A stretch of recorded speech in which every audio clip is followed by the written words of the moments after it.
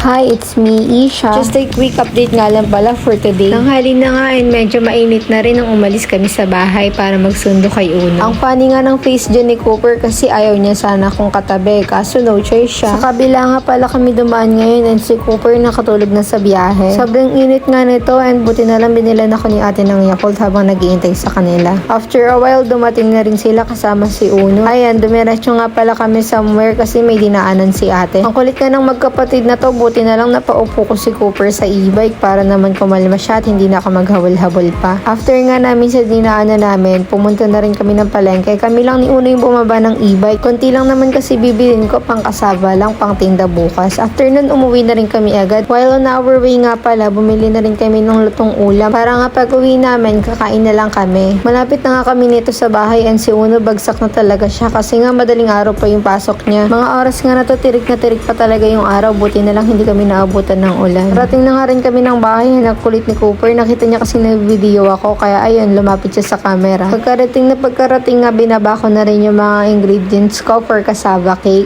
Pero hindi ko pa yun gagamitin kasi bukas ba ako magtitinda. After ko nga ibaba yung mga pinamili namin, humiga na rin muna ako sa sahig. Tas itong mga bata na to, naglaro agad ng iPad. Pero okay lang yun kasi matutulog rin lang naman sila after nyan. Nag-ready na nga ako ng food nito and nag-lunch na rin kami habang nanonood. Tapos nung nag-akyatan na nga sila ate, tas yung mga bata, nagpakain na rin ako ng aso. Yun lang, bye!